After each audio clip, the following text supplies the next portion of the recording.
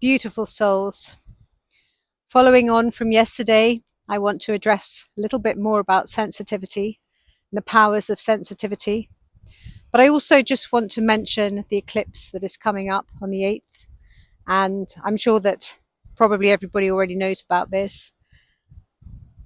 There are so many different channels and different views about what this eclipse means to the planet and to humanity.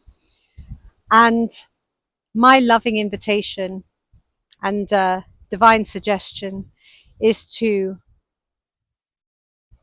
practice peacefulness. Focus on what you wish to create and focus solely on that. And that's the best thing that you can do, because that's the best thing that you can do throughout all time and space and realities. No matter what is going on externally, know that whatever's going on externally is also going on within you. And especially when you have interest within the planets, the cosmos, you will feel it as well. Gaia will feel it, you will feel it, because we're not separated, we're all part of the one. And so with everything that people go, oh my God, this is coming up, and they get overexcited and overstimulated, I suggest just to hold your presence. Be in stillness, in presence, in calmness, and focus on creating divine solutions for all, seeing everything as perfect and as divine, seeing the divinity in everything and everyone, seeing everyone and everything as its highest, most beautiful, perfected beingness. And you do that, you're not actually trying to fix anything, trying to push yourself onto anything. You are allowing yourself the grace and the dignity of being, and you are giving others the grace and the dignity of just being as well. When people constantly try to fix, try to put onto others, it doesn't always help, because we all have to experience our own path. We all have to experience things.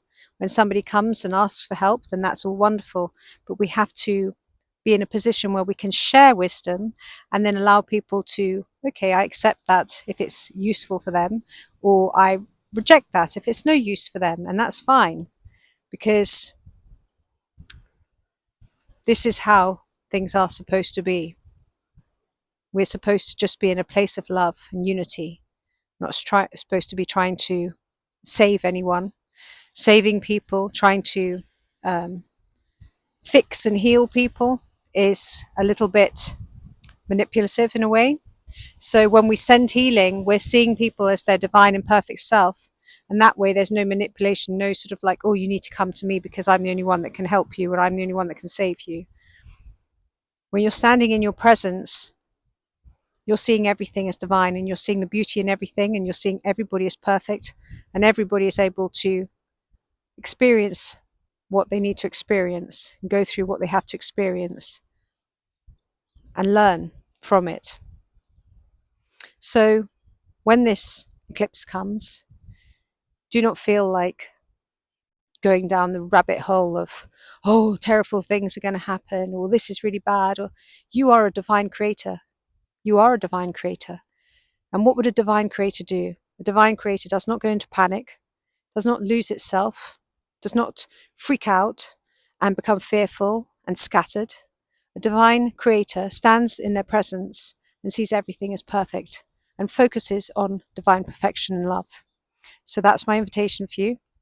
And then to continue with, where's my dog gone? Oh, he's in the field.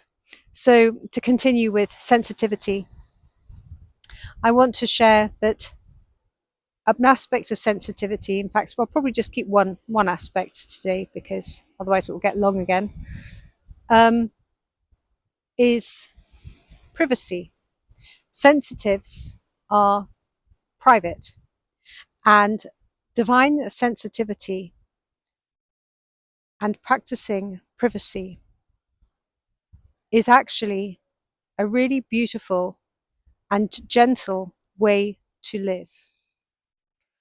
You see, often dear ones overshare and overly gossip and confer with people that they should not confer with because they do not trust in their own selves.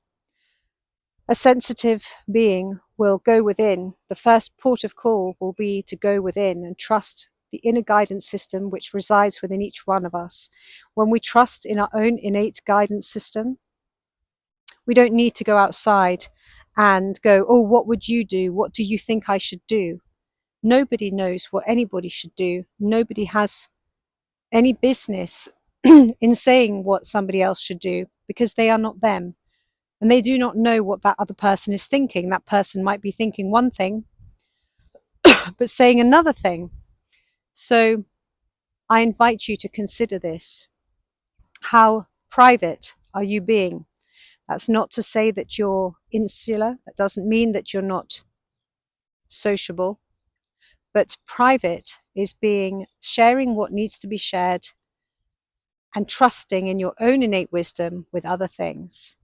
Not being in a position where you say so much that you become easily out of balance, because it's very easy to get out of balance when you overshare and when you say too much, and people get very stimulated and they get sensationalized about, oh, did you know that this person's doing that?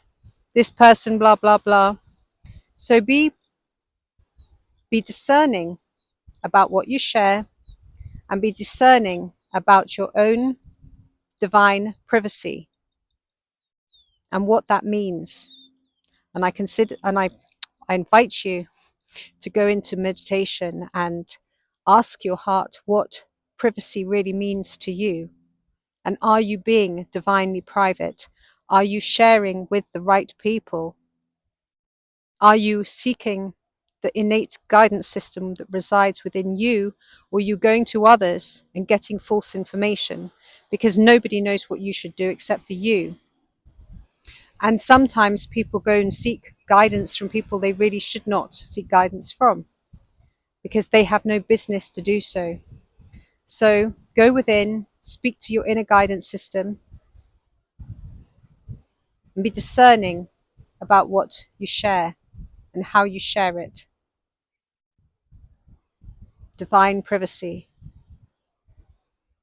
Divine privacy. I do not allow myself to be stirred by external influences. I do not allow myself to be disturbed by questions that are being asked at me. Just because somebody asks you a question doesn't mean you have to answer. Some people don't even ask questions. Some people aren't even intentional about what their motives are.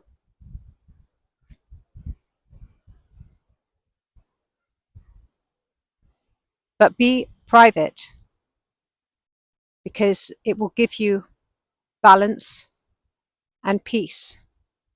When you overshare and when you say too much, people get all caught up in your stuff, and then they want more of it, and they're feeding off your energy. And you don't want anyone to feed off your energy.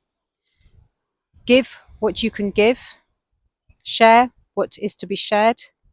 When you need counsel, go within. Your first port of call is always to go within.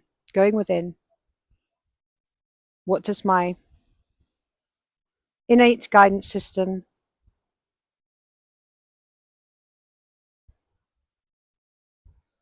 guide me to do or be in this moment?